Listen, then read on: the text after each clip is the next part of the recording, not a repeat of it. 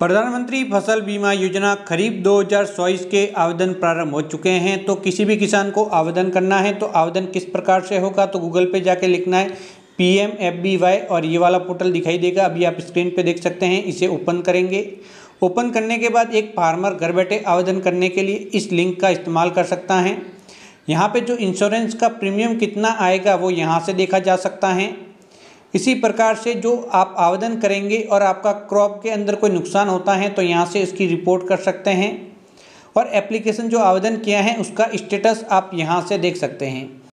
अब आवेदन करने के लिए यहाँ पे क्लिक किया जाता है और यहाँ से अगर किसान पहले पंजीयन कर चुका है, पहले से इस योजना में जुड़ा हुआ है, तो यहाँ पे क्लिक करके लॉगिन करेगा। अगर नया यूजर है, पहली बार यहाँ पे प्रधानमंत्री फसल बीमा योजना में पंजीयन कर रहा है, तो यहाँ पे क्लिक करना है। तो इसके बारे में कभी और हम बात करेंगे कि इस सर्विस का इस्तेमाल किस प्रकार से करना है। तो दोस्तों सबसे ज़्यादा आवेदन होते हैं CSC के माध्यम से। तो यहाँ पे एक ऑप्शन है CSC का ऑप्शन है, यहाँ पे क्लिक करना होगा और यहाँ से लॉगिन करना होगा। अगर आप यहाँ से लॉगिन करें या फिर यहाँ से लॉगिन करें, जो आगे का प्रोसेस है वो लगभग समान ही होता है। तो हम CSC लॉगिन पे क्लिक करते हैं। उसके बाद यहाँ पे CSC VLE अपनी ID डालेगा, पासवर्ड डालेगा, ये कोड है, इसे यहाँ पे दर्ज करके साइन इन पे क्लिक करेगा। अब यहाँ पे सबसे पहले स्टेट का सिलेक्शन करेगा, कौन से स्टेट का करना है। और अब खरीफ 2024 का कर रहे हैं तो प्रधानमंत्री फसल बीमा योजना का यहाँ पे देख सकते हैं। यहाँ पे ध्यान रखना है प्रधानमंत्री फसल बीमा योजना ही लेनी है। यहाँ पे क्लिक करके सबमिट पे क्लिक करना है। फिर यहाँ पे एप्लीकेशन पे क्लिक करना है। अब नया आवेदन करने के लिए ये वाला ऑप्शन है, यहाँ से आप एक नया आवेदन करेंगे। आवेदन करने के बाद वो एप्लीकेशन यहाँ पे पेड एप्लीकेशन के अंदर दिखाई देगी। अगर आपने पे लेटर पे क्लिक किया है तो अनपेड एप्लीकेशन के अंदर वो दिखाई देगी। इसके अलावा अगर कोई ऑब्जेक्शन मिलता है तो वो यहाँ पे दिखाई देगा, जिसे आप देख सकते हैं कि क्या ऑब्जेक्शन मिला है। इसी प्रकार से जो आपने यहाँ से आवेदन किया था वो अप्रूव हो गया है तो यहाँ पे दिखाई देगा।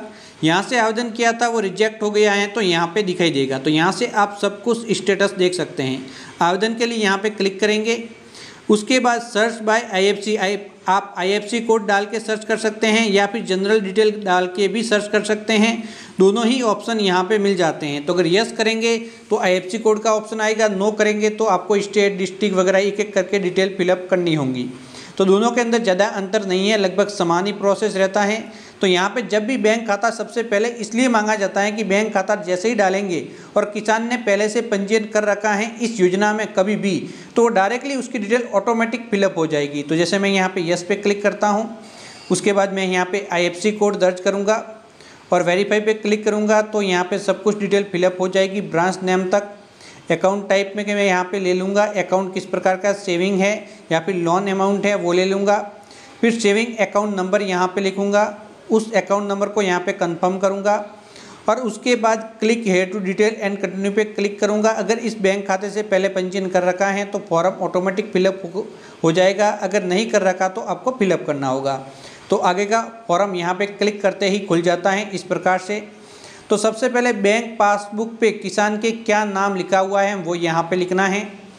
उसके बाद आधार कार्ड पे क्या नाम लिखा हुआ है वो यहाँ पे लिखना है। उसके बाद आधार कार्ड संख्या यहाँ पे लिखना है और वेरीफाई पे क्लिक करना है और ये वेरिफिकेशन सक्सेसफुली हो जाएगा। अब यहाँ पे रिलेटिव किसे ले रहे हैं, son of, daughter of, wife of, को ऑफ वो ले लेंगे। तो जो भी लिया है उसका रिलेटिव का नाम यहाँ पे लिखेंगे, मोबाइल फ़ोन नंबर और उसके बाद आवेदक की एज लिखेंगे। फिर जेंडर क्या है, जेंडर लेंगे।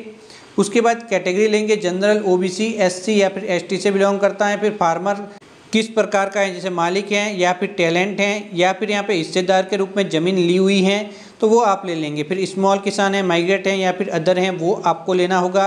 ये सेकंड नंबर पॉइंट यहाँ पे कंप्लीट हो जाएगा। अब रेजिडेंशियल एड्रेस लेना है तो यहाँ पे रेजिडेंशियल यानी कि निवास एड्रेस लेना है किसान का। तो डिस्ट्रिक्ट लेंगे, सब डिस्ट्रिक्ट लेंगे, विलेज या फिर टाउन लेंगे, पिन कोड लेंगे और एड्रेस लिख लेंगे। अब नॉमिनी अगर ऐड करना चाहते हैं तो ये ऑप्शन हटा देंगे और नॉमिनी की डिटेल भरेंगे। अगर नॉमिनी ऐड करना नहीं चाहते तो यहाँ पे क्लिक रखेंगे। तो जैसे ही आप यहाँ पे क्लिक करते हैं तो इस प्रकार से नॉमिनी का ऑप्शन हट जाता है और यहाँ पे क्लिक हटाते ही आ जाता है। तो नॉमिनी का नाम, नॉमिनी की एज, नॉमिनी से क्या रिश्ता है फार्मर का वो लेना है। उसके बाद सन ऑफ है, वाइफ ऑफ है, जो भी है वो लेना है। फिर उसका एड्रेस लिखना है, नॉमिनी का एड्रेस क्या है और उसके बाद सेव एंड कंटिन्यू पे क्लिक करना है। सेव एंड कंटिन्यू पे क्लिक करने के बाद यहाँ पे थर्ड नंबर पॉइंट के अंदर यहाँ पे किसान के खेत की ज़मीन की डिटेल और जो बुआई की गई फसल की डिटेल लिखनी है। तो डिस्ट्रिक्ट लेना है, तहसील लेना है, गिरदावर सर्कल कौन सा है जहाँ पे ये बीमा कर रहे हैं, पटवार सर्कल कौन सा है वो लेना है, और विलेज कौन सा है जहाँ की ज़मीन का कर रहे हैं। तो ये भाग कंप्लीट हो गया 3 नंबर के अंदर ऊपर वाला।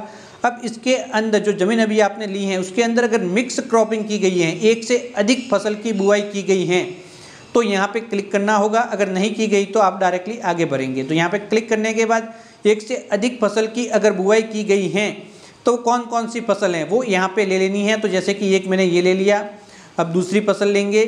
अब ये जो फसल की बुआई कौन सी दिनांक को की गई है, तो फसल की बुआई की दिनांक सोइंग डेट यहाँ पे लिख लेनी है। उसके बाद यहाँ पे जो भी आपने ली हैं तो वो आप देख ले कि कितना लिया है। तो मैं यहाँ पे 2 फसल हैं तो 50-50 लिख लेता हूँ। तो यहाँ पे इस प्रकार से हो गया। उसके बाद प्लॉट नंबर यानी कि खसरा संख्या, कहीं पे प्लॉट नंबर कहते हैं, कहीं पे खसरा संख्या कहते हैं, तो वो आप जस्ट यहाँ पे लिखेंगे। खसरा संख्या लिखने के बाद जो खेत की ज़मीन है उसके खाता संख्या लिखेंगे। तो जमाबंदी की नकल है आप ऑनलाइन डाउनलोड कर लेंगे, उसके ऊपर मिल जाएगा।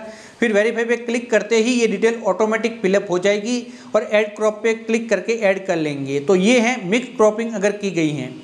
अगर मिक्स क्रॉपिंग नहीं की गई है तो ये ऑप्शन हटा लेना है, और जो एक फसल की बुआई किसान के द्वारा की गई है वो फसल कौन सी है वो लेना है। उसके बाद यहाँ पे कौन सी दिनांक को फसल की बुआई की गई है, और उसके बाद यहाँ पे ये ओनर वगैरह ये ले लेना है। फिर प्लॉट नंबर लिखने हैं, फिर खाता संख्या लिखने हैं, फिर वेरीफाई पे क्लिक करना है। अगर ये गलत लिखेंगे तो कोई भी डिटेल गलत आएगी, सही लेंगे तभी सही डिटेल आएगी। तो एक से अधिक किसान आते हैं तो कौन से किसान का पंजीयन कर रहे हैं उस किसान का सिलेक्शन करना है, और उसकी ज़मीन की हिस्सा भी यहाँ पे दिखाई देगा। तो यहाँ पे क्लिक किया तो इस प्रकार से आ जाएगा।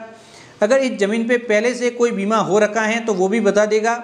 तो यहाँ पे दोस्तों देख सकते हैं 0 बता रहा है, इसका मतलब इसका बीमा नहीं है।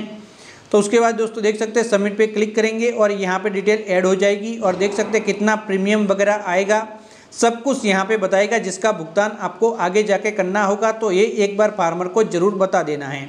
फिर ऐड क्रॉप पे क्लिक करना है और ये फसल ऐड हो जाएगी। इसी प्रकार से इसी किसान के और ज़मीन आई हुई हैं तो उसको भी ठीक इसी प्रकार से सबसे पहले ऊपर यहाँ पे कहाँ की ज़मीन है वो लिखेंगे, उसके बाद दूसरी डिटेल भरेंगे, फिर ऐड क्रॉप वगैरह क्लिक करके ऐड कर लेंगे। तो वो जितनी भी ज़मीन है किसान के नाम पे सभी की सभी इसके अंदर आपको ऐड जरूर कर लेनी है।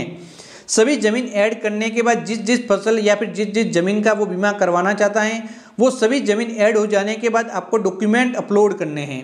तो सबसे पहले बैंक पासबुक अपलोड की जाएगी, उसके बाद जो लैंड रिकॉर्ड है उसे अपलोड किया जाएगा, फिर शोइंग सर्टिफिकेट होगा, फिर टैलेंट सर्टिफिकेट होगा। तो डॉक्यूमेंट अपलोड करने के लिए यहाँ पे क्लिक किया बैंक पे और बैंक सेलेक्ट किया। बैंक यहाँ पे दिखाई देने लग जाएगी, लेकिन आपको अपलोड पे क्लिक करना है तभी सक्सेसफुली अपलोड मानी जाएगी। उसके बाद लैंड रिकॉर्ड जमाबंदी की नकल है, एक से अधिक ज़मीन है तो उन सबकी एक PDF फाइल बना के यहाँ पे अपलोड पे क्लिक करके अपलोड करेंगे। अब दोस्तों सबसे ज़्यादा शोइंग सर्टिफिकेट, इसका लिंक इसी वीडियो के नीचे मिल जाएगा जहाँ से आप डाउनलोड कर सकते हैं। उसको फिलअप करके यहाँ पे अपलोड कर लेंगे किसान के हस्ताक्षर करवा के।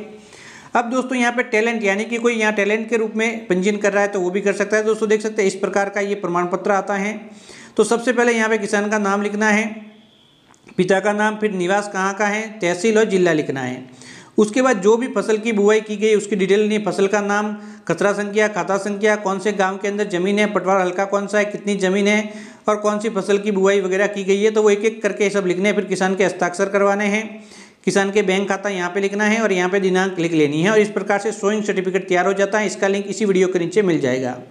उसके बाद प्रीव्यू पे क्लिक करेंगे तो पूरा का पूरा फॉर्म दिखाई देगा। तो एक बार फिर से किसान से वेरीफाई करवा लेंगे कि जो भी फॉर्म भरा है बिल्कुल सही है या फिर नहीं। बिल्कुल सही होने की दशा में अंत में आएंगे और जस्ट सबमिट पे क्लिक करेंगे। सबमिट पे क्लिक करते ही इस प्रकार से प्रोसेस स्टार्ट हो जाएगा और इस प्रकार से प्रीमियम वगैरह सब कुछ बताने लग जाएगा, जो भी फसल ली है वो भी बताने लग जाएगा।